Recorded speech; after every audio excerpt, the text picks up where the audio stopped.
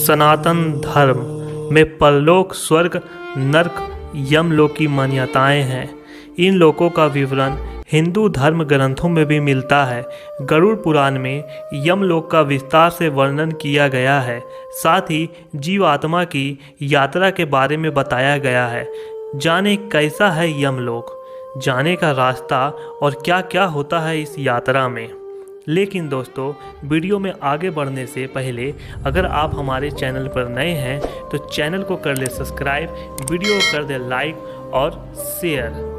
दोस्तों, अब वीडियो में बढ़ते हैं आगे।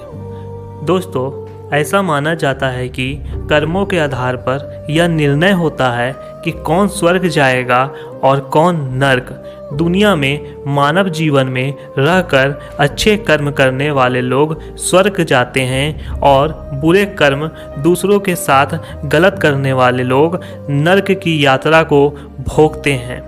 गरुड़ पुराण में बताया गया है कि मनुष्य के प्राण भी उसके कर्मों के आधार पर निकलते हैं।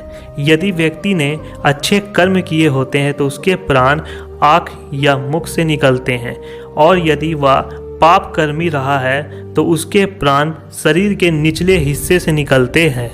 गरुड़ पुराण के अनुसार जिस व्यक्ति की मृत्यु होने वाली होती है उसे लेने यमदूत आते हैं।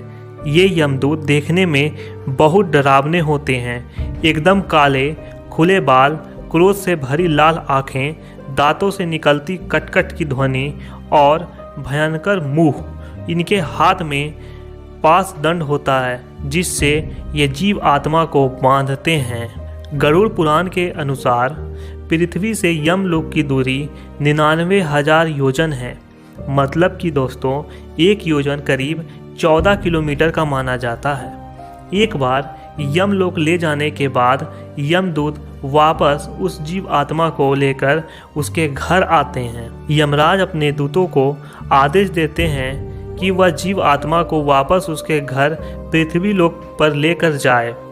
पृथ्वी पर आने के बाद जीव आत्मा अपने शरीर को मृत पड़ा हुआ देखता है और परिजनों को विलाप करते हुए देखता है। जीव आत्मा अपने शरीर में फिर से प्रवेश करने का प्रयास करता है, परंतु वह प्रवेश नहीं कर पाता है। दोस्तों, जो अच्छे कर्म करने वाले मनुष्य को मृत्यु के बाद उसके परिजनों द्वारा किए गए दान पिंड की प्राप्ति होती है, जिससे तृप्त होकर वह फिर से यमदूतों के साथ यमलोक चला जाता है।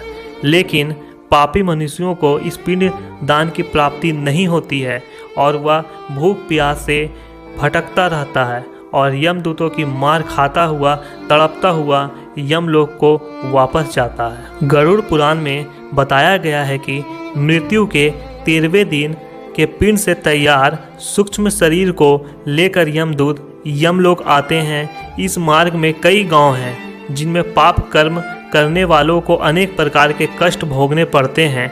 मार्ग में कई सूर्य हैं जो एक साथ चमकते नजर आते हैं, जिससे जीव आत्मा का शरीर जलता रहता है।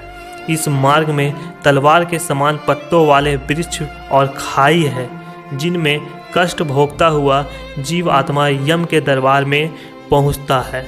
तो दोस्तों, आज के लिए सिर्फ और सिर्फ इतना ही। और आज की आपको यह जानकारी कैसी लगी?